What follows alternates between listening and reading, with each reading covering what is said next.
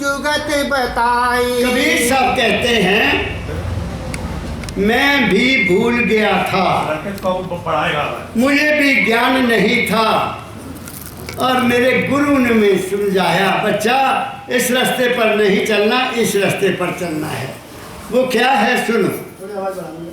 अब मैं भूला रे भाई, मेरे सतगुरु जुगत बताई। इसको कहो जा बैठे,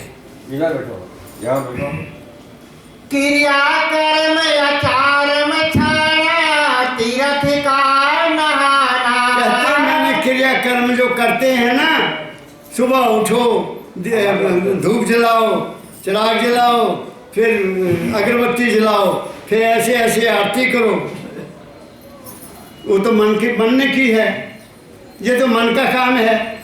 तो मन का काम किया क्या वहाँ पहुँचेगा? सुनो मेरी बात, एक और कह देता हूँ। मेरे शरीर की सीमा है, हर इंसान के शरीर की लिमिट है कि ना, कोई 3 फुट है, कोई 4 फुट है, कोई 6 फुट होगा, कोई 7 फुट भी होगा, उससे बड़ा तो शरीर नहीं है ना। तो शरीर की सीमा बहुत थोड़ी है, मन की सीमा इससे ज़्यादा है। कहाँ तक है? जहाँ तक इसने किसी को देखा है ये वो जानता है, जहाँ तक इसने कोई बात सुनी है ये वो जानता है, जहाँ तक इसने कोई चीज़ खाई है उसका इसको स्वाद का पता है, इसको स्वाद का पता है। मिर्च कैसे कितनी होनी चाहिए, नमक क्या है, ये है, ये खट्टा है, ये मीठा है, ये नमकीन है, ये जानता है ना। जो चीज़ इसने खाई नहीं इसको पता ही नहीं उसका टेस्ट क्या है।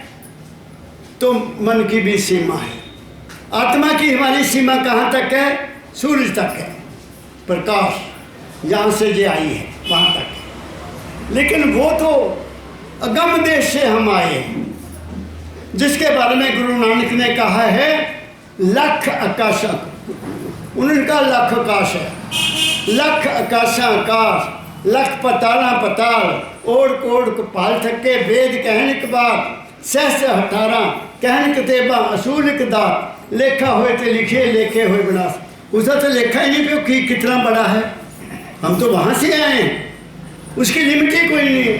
और जब आप भी अपने अंदर जाओगे और उस चीज़ का दर्शन कर लोगे, तुम्हें भी पता लगेगा कि मैं तो बहुत बड़ा हूँ, मेरी तो सीमा ही कोई नहीं है।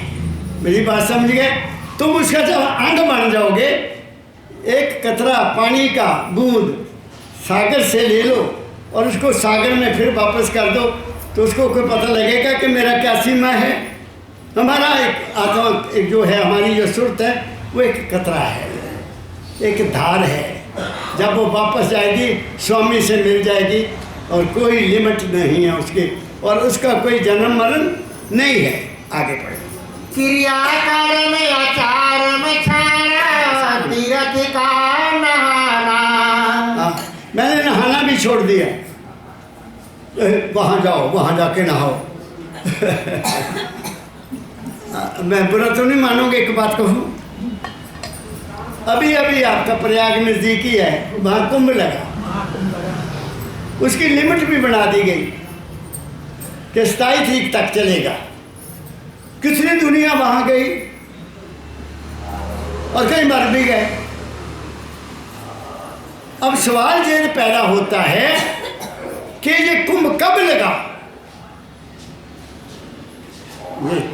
ये तीन दरिया हैं, गंगा, जमुना और सरस्वती। सरस्वती तो वहाँ है ही नहीं, क्यों बहन मेरी? वहाँ तो सरस्वती है ही नहीं, वहाँ तो गंगा जमुना से मिलती है, बस तीसरी चीज़ ही नहीं है वहाँ। तो वो कुंभ पूरा नहीं हुआ। लेकिन हमें बताया गया कि कुंभ नहाओ। क्या कुंभ नहाने से पाप उधर जाएंगे? पाप तो अंदर है, शरीर में थोड़ी है। शरीर में तो ऊपर तो कुछ भी नहीं है, ऊपर तो सुंदर कपड़े डाले हुए हैं। तो पाप अंदर है, अंदर का पाप इसने धुलना नहीं है। उसके धुलने का एक ही इलाज है,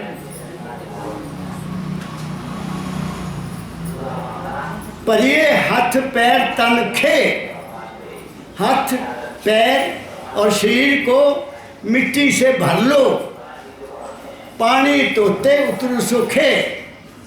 वो पानी नाल सारा शरीर तो वो जड़ी मिट्टी है या खाक है उतर जाएगी, शरीर निर्मल हो जाएगा। मूत पलीती कपड़ होए, अगर कपड़े खराब हो जाएं, अगर वस्त्र खराब हो जाएं, मूत पलीती कपड़ होए, दे साबण लिए वो धोए, साबण नाल उन्हें धो लो, कपड़े सीधे साफ हो जाएंगे। दो बातें हो गई। भरिए मत पापा के संग, ऐ इंसान अपने अंदर उन पापों को मत भर, ओ तो पे नामे के रंग। वो धुलेंगे पानी के साथ नहीं, वो गुरु के नाम के साथ धुले जाएंगे। वरना तुम जहाँ मर्जी स्नान कर लो, जहाँ मर्जी स्नान करना करो, कभी नहीं होंगे। अब मैं आपको एक प्रैक्टिकल जीवन बताता हूँ। हमारे जीवन में 3 गुण हैं, 5 तत्व हैं, 3 गुण हैं। वो गुण क्या हैं? रजोगुण, सतोगुण, तमोगुण। या कह लो सतोगुण, रजोगुण, तमोगुण। ये 3 गुण हमारे साथ आए हैं, कुदरत ने दिए। सतोगुण जो हैं वो बहुत पवित्र जीवन है, पवित्र, बहुत पवित्र जीवन है। और जो रजोगुण है वो दुनियादारी है, और जो तमोगुण है वो आलसपना है। आलस, चलो कल कर लेंगे, अच्छा रोटी वो कल भी पड़ी है, चलो वही खा लेते हैं, 4 दिन हो गए बने नहीं, चल वही खा लेते हैं। वो तमोगुणी है, उसका मन कभी भी पड़ेगा नहीं। मेरी बात को ध्यान से सुनना, ये अनुभव करके बात बता रहा हूँ। हमारे 2 नासिकाएं हैं, ये और ये। हर वक्त केवल एक नासिका चलती है, ये चलेगी या ये चलेगी, कभी दोनों इकट्ठी नहीं चलती। वो इकट्ठी कब चलती वो भी मैं बता दूंगा। हमारे मन में जब कोई बुरा ख्याल आएगा तो वो यहाँ से यहाँ ये चलेगा, और यहाँ से वो ख्याल यहाँ आता है, यहाँ। समझ रहे हैं? बुरा ख्याल, बुरी नीयत, बुरा कर्म जो भी हम करते हैं, उस वक्त जो सांस आएगा वो उस बुरे कर्म को लेकर यहाँ आ जाएगा। जब हम अच्छा कर्म करते हैं, अच्छा, जिससे किसी का भला हो जाए, जिससे किसी की मदद हो जाए, जिससे किसी को सहारा हो जाए, किसी गरीब की लड़की की शादी में मदद कर दी, जब वो ख्याल अंदर आएगा तो वो इधर से सांस ये चलेगी और यहाँ से वो ख्याल यहाँ जाएगा। ये 2 बातें आपको क्लियर कर दी। तीसरी, हमारे अंदर एक सरस्वती है। सरस्वती नदी हमारे अंदर है, जमीन में नहीं है। शास्त्रों ने इसको खोला नहीं। शास्त्रों ने हमारे को देखा कि ये बुद्धिहीन है, इनकी बुद्धि नहीं है इतनी ज़्यादा, तो इनको ये जल का सहारा दे दो। बात मेरी समझ गए? हमें पता नहीं था, हमें कहा तुलसी की पूजा करो। क्यों करें तुलसी की पूजा? ये नहीं बताया कि क्यों करो। तुलसी एक ऐसा पौधा है जिससे 24 घंटे ऑक्सीजन मिलती है, लेकिन उन्होंने हमें बताया नहीं। पीपल के चारों तरफ चक्कर लगाओ, धागे बांधो, 7 चक्कर काटो। क्यों? वो क्या देता है? पीपल भी 24 घंटे हमें ऑक्सीजन देता है, लेकिन बताने वालों ने हमें इसे पर्दा रखा ताकि हमें चढ़ावा मिलता रहे। क्या कहा मैंने? तो एक हमारे अंदर सरस्वती है, वो कुंडली के रूप में, कुंडली जान, कुंडली होती है,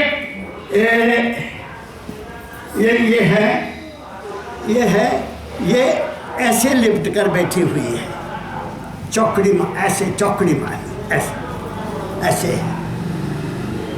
वो जब गुरु की दया होती है वो यहाँ रेक्टम के ऊपर है। यहाँ जब गुरु की दया होती है तो वो झटका मार के उठ जाते हैं ऐसे। वो झटका मार के जब उठती है तो रीढ़ की हड्डी से होती हुई हमारे यहाँ आती है। तो फिर क्या होता है, सरस्वती गंगा और जमुना से मिल गई, कुंभ जहाँ लगा। कुंभ जहाँ लगा, जब तुम जहाँ जाके नहाओगे नाम का सिमरन करते करते, तुम्हारे सतोगुण, रजोगुण, तमोगुण सब विचार अपने आप ही धुल जाएंगे जो कि तुम्हारे अंदर थे। मेरी बहना मेरी बात को समझी। कुंभ तो तुम्हारे अंदर लगता है, रात को लगा लो, दिन को लगा लो, गुरु की हाजिरी में लगा लो, जब मर्जी लगा लो। 12 साल के लिए इंतजार किसने करना है, कौन करेगा? मैं आपको विज्ञान के तरीके से समझा रहा हूँ। ये गुरुओं की वाणी है, ये संतों की वाणी है, ये जुटलाई नहीं जा सकती। तजर्बा करके देखो, जब तक देखो ना अपनी नैना तब तक न मानो गुरु का नैना। गुरु की बात को तब तक ना मानो जब तक करके ना देखो। मैंने करके देखा है, इसलिए दावे से कहता हूं मेरे भाइयों, मेरी बहनों, मेरी बेटियों, इससे क्या होगा? तुम्हारे घरों में लक्ष्मी नाचेगी, तुम्हारे घरों में शांति होगी, तुम्हारे घरों में प्रेम होगा, तुम्हारे घरों में हर तरह की सुविधा प्राप्त होगी। तुम्हें चिंता किस बात की, तुम तो उसके हो गए, तुम्हारा बाप तुम्हारे सिर पर है, हमें क्या चिंता है, किस बात की चिंता है? मगर हमें बताया नहीं गया, हमें बाहरमुखी बना दिया है। और कबीर साहब यही कहता है कि मेरे गुरु ने मुझे समझाया, बच्चा इन चीज़ों में कुछ नहीं रखा, पढ़ो। क्रिया कर्म आचार छाड़ा तीर्थ का नहाना, सगरी दुनिया भई सयानी मैं एक बौराना, सगरी दुनिया भई सयानी मैं एक बौराना। कहते सारी दुनिया सियानी है, वो नामदेव भी है, ये भी कर दे, वो मैं ही बेवकूफ़ बना बैठा हूँ। मैं एक बेवकूफ़ हूँ कि मैं गुरु की बात नहीं समझा, मैं भी ऐसे करने लग गया था। फिर आगे चलो। ना मैं जानू से ओ बंदगी, ना मैं घंट बजाई, ना मैं जानू से ओ बंदगी, ना मैं घंट बजाई, ना मैं मूरत धरी सिंहासन, ना मैं पूप चढ़ाई, अब मैं भूला रे भाई मेरे सतगुरु जुगत बताई। अब जब गुरु ने मुझे बताया तो मैंने भी मूर्ति की पूजा करनी छोड़ दी, मैंने भी घंटी बजानी बंद कर दी, ना मैं उठे फूल चढ़ाना, मैंने कुछ भी करता। आगे सुनो। जो यह मूरत मुख से बोले मैं स्नान करवाई, जो यह मूरत मुख से बोले कर स्नान नवाई, 5 टका हो देत कटे एक ले आई। कहते कबीर साहब कहते हैं, मैं कितना बेवकूफ़ था। मैं मूर्ति को अगर वो बोलती होती, मेरे साथ बात करती तो मैं भी 5 पैसे के ले आता, मैं भी उसके आगे फूल चढ़ाता, पर वो तो बोलती नहीं है, मैं उसको फूल क्यों चढ़ाऊं? अब इसमें मैं अपनी ऐड कर देता हूँ। कोई भी मूर्ति जो बनेगी, कोई भी, चाहे 8 धातु की बना दो, 5 धातु की बना दो, 3 की बना दो, कभी वो बोलती है? कोई मूर्ति आपके सवाल का जवाब, हाँ तुम्हारी केवल आस्था है, तुम्हारा केवल विश्वास है, उस मूर्ति में कुछ भी नहीं है। मैं कहता हूं कि ये शरीर 5 तत्व का बना है, और पांच तत्व का शरीर एक मिट्टी की मूर्ति के आगे सिर झुकाए तो ये उसका बड़ा अपमान है, मालिक का अपमान है, क्योंकि वो मूर्ति आदमी ने बनाई है और हमें किसने बनाया? मालिक ने बनाया है। तो जो मूर्ति मालिक ने बनाई वो नहीं बड़ी है या जिसने इंसान ने बनाई वो बड़ी है? यहाँ का सवाल खत्म हो जाता है। आगे पढ़ो। ना हरि रीझ जप तप कीने ना काया के जारे। कहते वो मालिक जप करो, तप करो, व्रत रखो, जो मर्जी करो, वो मालिक इससे खुश होने वाला नहीं है। हाँ, आप लोग अगर व्रत रखते हैं तो उसके तुम्हारी सेहत ठीक रहेगी, कम से कम एक दिन इसको थोड़ा रेस्ट मिल जाएगा, क्योंकि ये हमारा विष्णु है, ये विष्णु भगवान है, यहाँ है, मूर्ति में नहीं है, यहाँ है। वो हमारी रोटी को पचाता है, हमारे लिए खून पैदा करता है, हमारे लिए जीवन की सारे ताकत पैदा करता है। वो यहाँ है कि मूर्ति में है। इसलिए अपना पेट का ख्याल रखो। जो पेट का ख्याल रखेगा वो पक्का शिव विष्णु का भक्त है। जो पेट का ख्याल नहीं रखता वो विष्णु का भक्त हो नहीं सकता। दूसरा, अपने ख्याल का ख्याल। जो खाया ख्याल उसी से बनेगा, जो खाया है वही ख्याल बनाएगा। बस सीधी बात है। एक दिन का व्रत रखोगे मन काफ़ी शांत रहेगा, लेकिन ये नहीं भी सोचना कि कितने बजे टाइम होता है मैं व्रत तोड़ूंगा, सारा दिन रोटी देना सपना करता रहे, हाय रोटी आज खाई नहीं, आज व्रत है, शाम को खाऊंगा, कितने बजे खाऊंगा, वो सारा दिन व्रत से बना करता रहता। फिर मैं देखा है, मुझे भी पता है, मैं जब पढ़ता था तो मैं भी व्रत रखता था, मुझे भी भ्रम था कि व्रत रखो, रोटी छोड़ देनी। सुबह माँ ने कहना बच्चा रोटी है, नहीं माँ मैं आज व्रत रखना। फिर देखी जाना सूरज पर, क्योंकि घड़ियाँ तो होती नहीं थी सूरज देखने, छुप जाए यार भूख बहुत लग गई है। वो क्या फायदा उसका? आगे बोलो। ना हरि रीझ जप तप कीने ना काया के जारे। ना हरि रीझ धोती छाड़े ना काया, ना हरि रीझ धोती छाड़े ना काया के जारे।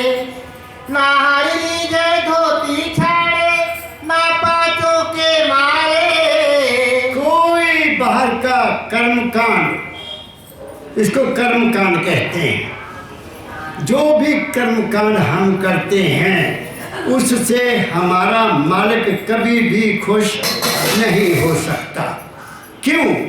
वो कर्मकांड हम अपने शरीर से या मन से करते हैं तो मन की आवाज़ वहाँ नहीं पहुँचेगी। अब आप एक को खास बात बता देता हूँ, करके देख लेना। मेरे सदगुरु बाबा फकीर जी महाराज ने दो बातें खास कही हैं। जब वो अमेरिका में थे और उन्होंने अमेरिका में चोला छोड़ा, वहाँ से आखिरी चिट्ठी उन्होंने लिखी मानवता मंदिर को, उसकी दो लाइनें मैं आपको सुनाता हूँ। क्या कहा उन्होंने कि मैं कमरा नंबर 100 पिट्सबर्ग के हॉस्पिटल में लेटा हुआ हूँ, मेरे ग्लूकोज लगा हुआ है, मेरे शरीर को कोई ज़्यादा तकलीफ नहीं है, लेकिन मेरे जीवन का सारा जीवन मेरे सामने फिल्म बनकर चल रहा है। जो भी मैंने किया और मेरे आंखों में आंसू आ रहे हैं, क्योंकि जो किया अज्ञान के कारण हुआ। गुरु नहीं मिला था, गुरु नहीं मिला था। कृष्ण की पूजा की, राम की पूजा की, ठाकुरों की पूजा की, लिखा करते थे वो हमें, और उनका दिल कैसे दुखी हुआ। एक दफ़ा रेलवे स्टेशन मास्टर थे, अपने दफ्तर को जा रहे हैं, आगे आगे कृष्ण जा रहा है, तो आगे गोबर पड़ा है इतना से, कहते रुक गया। वो कृष्ण मुझे कहता फकीर ये प्रसाद खा ले, ये प्रसाद है। मैंने खा लिया, गोबर ही खा गए कि वो कृष्ण है। जब वहाँ दफ्तर में पहुँचा, मत्थे को हाथ मारा कि कहीं भी किसी भी भक्ति के माल में का किताब में ये नहीं लिखा कि किसी इष्ट ने, किसी राम ने या कृष्ण ने या किसी और ने किसी को कहा हो अपने भक्त को कि तू गोबर खा ले। दिल टूट गया। 24 घंटे रोए लगातार, बेहोश हो गए। फिर एक दृश्य आया दाता दयाल महर्षि से ब्रह्मराम जी का। यहाँ धाम है 300 किलोमीटर पर, जहाँ से मैं कल आया हूँ। बेटा जितेंद्र मुझे लेकर आया। वहाँ शिवरात्रि, उनका जन्म शिवरात्रि के दिन हुआ था और शिवरात्रि के दिन ही उन्होंने वहाँ आकर अपना चोला त्याग दिया। वो दुनिया के सबसे बड़े लेखक हुए हैं, लेकिन यहाँ के लोगों को पता नहीं है। तो फिर उनके चरणों में गए, उन्होंने सारे भ्रम दूर कर दिए। फिर किसको ही धर्म नहीं। फिर उन्होंने एक और बात कही, मैं सुनना मेरी बात को। महाराज जी बोलते हैं कि मेरे पिताजी का देहांत हो गया और परंपरा है, पंजाब में परंपरा थी, अब तो बहुत ख़त्म हो गई, कि सभी अपने बुजुर्गों की अस्थियां लेकर गंगा में जाते थे, हरिद्वार। तो मैं भी गया। रेलवे का टिकट तो मुझे मिल गया, उनके पास होता था। तो वहाँ से उतरा, मैंने पूछा कि मैं पंजाब से आया हूँ, ये मेरा गांव है, मुझे बताओ कि हमारा जो क्रियाक्रम होता है कहाँ होता है। तो मुझे उन्होंने बताया कि वो आगे चल जाओ, वहाँ जाओ। तो वहाँ चले गए। उन्होंने बड़ी बड़ी पोथियाँ रखी हुई हैं, 2 बड़े बड़े मोटे पंडित जी बैठे। अच्छा आ जाओ जी, आ जाओ आ जाओ। खुश हो गए देख के मुझे कि अब मुर्गी आ गई है, अब मुर्गा फंस गया। किताब खोली, अच्छा अब मास्टराम के बेटे हैं, हाँ जी, लिखा हुआ है वहाँ। उनका देहांत हो गया, चलो क्रिया करते हैं। गंगा में उतर गए, वहाँ घाट बने हुए हैं। मैं नहीं गया आज तक। हाँ, पास शुरू किया है गंगा के ऊपर से। इधर आते हैं हम तो गंगा को दर्शन कर लेते हैं। अब भी कल भी निकल कर आए। वाह, यहाँ कितने पैसे रख दो, यहाँ इतने पैसे रख दो, ये नारियल है इसके यहाँ इतने रख दो। उनका बुत बनाया, उनके बुत के टुकड़े करवाए, इनको पानी में फेंक दो, इतने पैसे रख दो, बस हो गया। तो क्रियाकर्म हो गई, तुम्हारे पिताजी की मुक्ति हो गई। मुक्ति हो गई पानी में। कितने में ऊपर आ गया, वो अपने दफ्तर में चले गया, जेब में डालकर सब कुछ। अब मेरे पास पैसा कोई नहीं, मैं कैसे जाऊं? वहां से स्टेशन 3 किलोमीटर, गर्मी। गंगा के किनारे कहते मैं खड़ा हो गया। ऐसे, ए गंगा मैया, मेरे परिवार का आज के बाद मेरी कुल का कोई भी आदमी यहाँ क्रिया नहीं करने आएगा।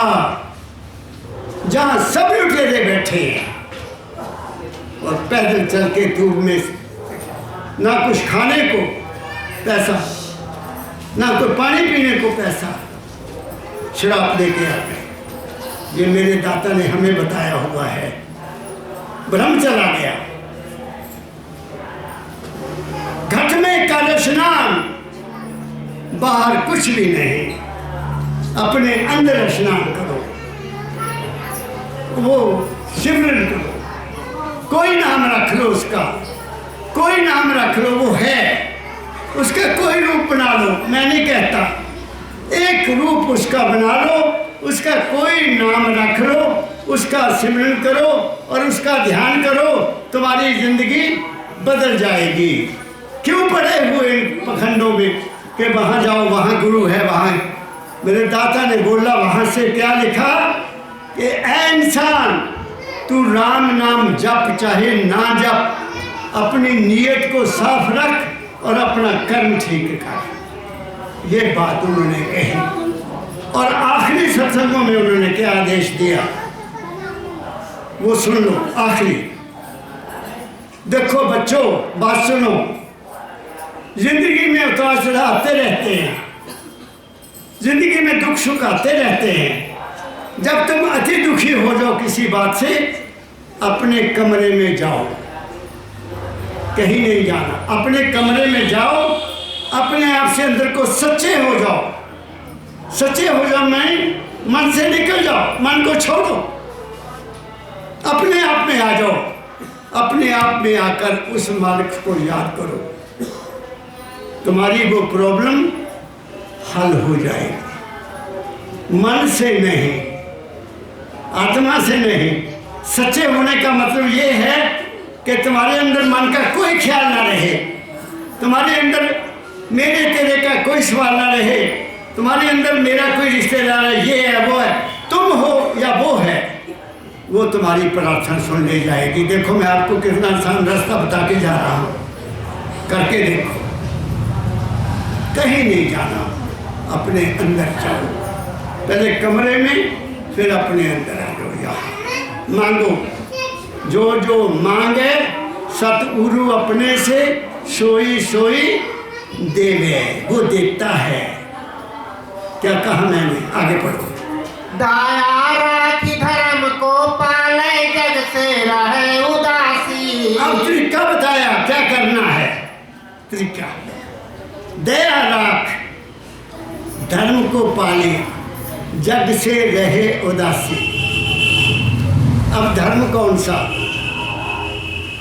संत मत में तो धर्म ही कोई नहीं। संत मत का धर्म क्या है वो बता रहा हूं।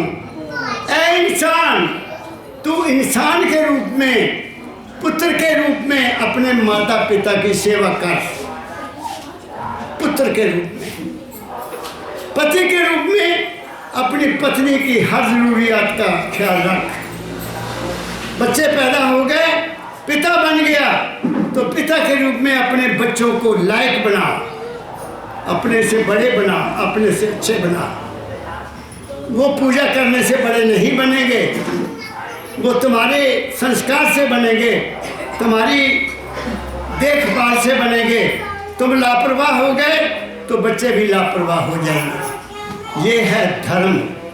और जिस समाज में रहते हो उस समाज के रीति रिवाजों का पालन करो, जिस देश में रहते हो उसके कानून की देख में चलो, ये तुम्हारा धर्म है।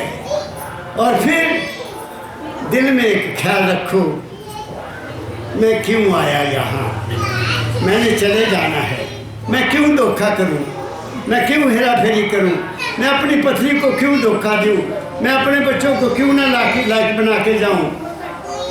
तुम तर जाओगे, तुमने ड्यूटी खत्म कर दी, तुम्हें अब क्या बात है, कोई चिंता रहेगी नहीं। अगर शादी नहीं हुई बच्चे की और तुम्हारी डेथ हो गई तो उसी चक्कर में रहोगे, ओहो मेरी कुड़ी की शादी नहीं हुई, मेरा ये नहीं हुआ, मेरा वो नहीं हुआ, आना पड़ेगा दोबारा वही कर्म करने आना पड़ेगा। क्या कहा मैं, आगे दाया राखी धर्म को पाले, जग से रहे उदासी। अपना साजू सबको जाने, तब पावे अविनाशी।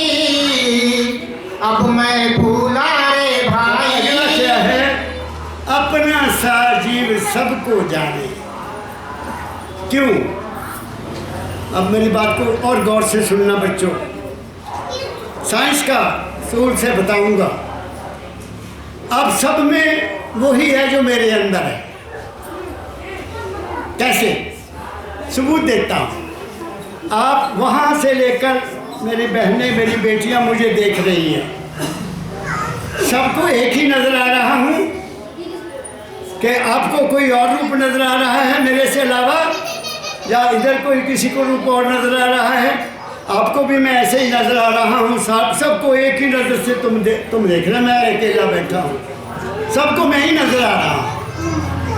इसका मतलब क्या हुआ, सबके अंदर देखने वाला एक ही बैठा है, दो नहीं बैठे। कि किसी को मैं पगड़ी वाला नज़र आ रहा हूँ, किसी को मैं दाढ़ी वाला नज़र आ रहा हूँ, किसी को मैं बूढ़ा नज़र आ रहा हूँ बहुत ज़्यादा, किसी को मैं सोटे वाला नज़र आ रहा हूँ। नहीं, एक ही रूप नज़र आ रहा है ना।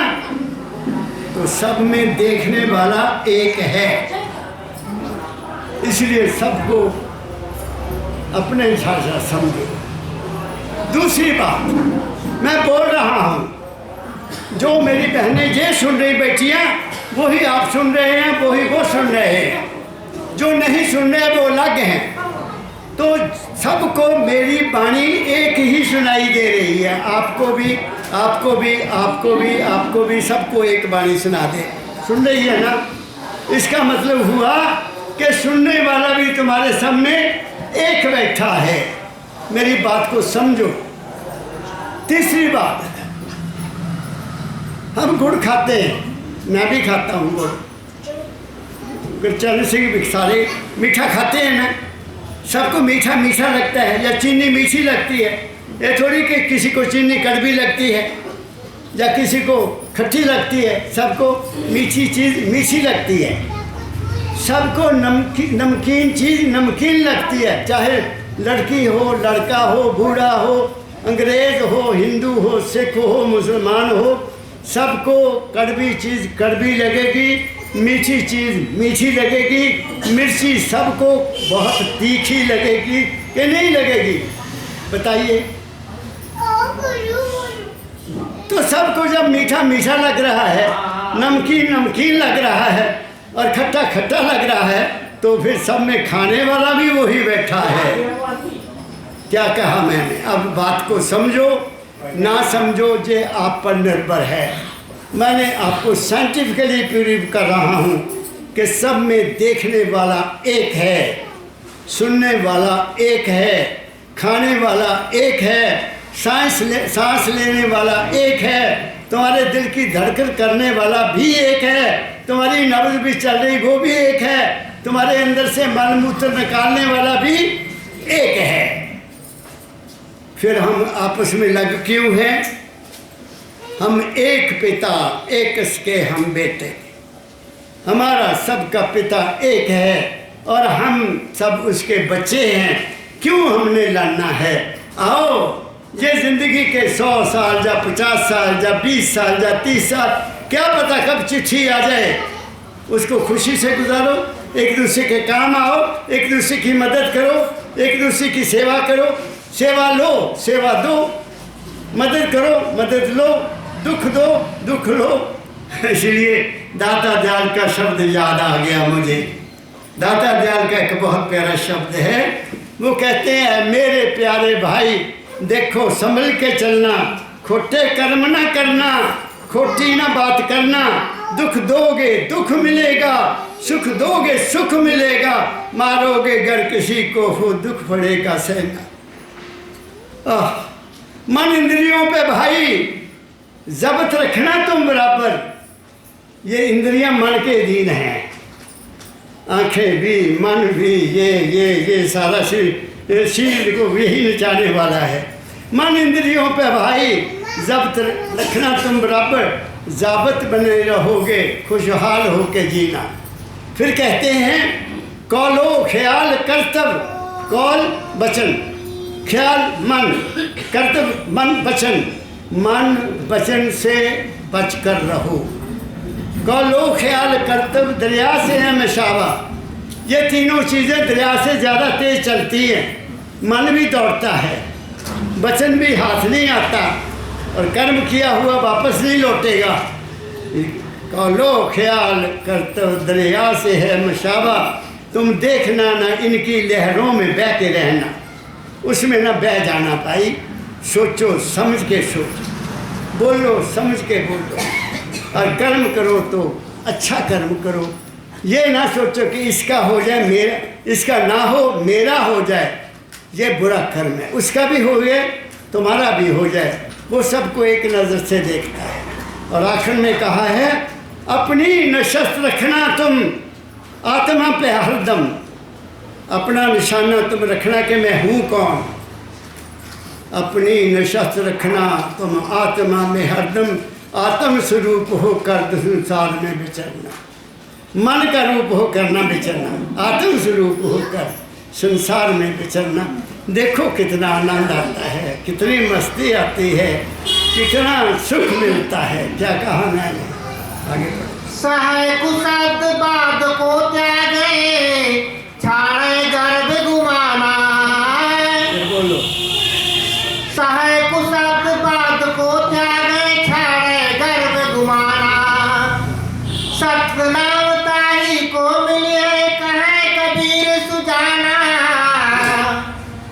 मैं भूला रे भाई, मेरे सतगुरु जुगत बताई। वो कहते हैं ऐ इंसान तू गर्व गुमान किस बात का करता है।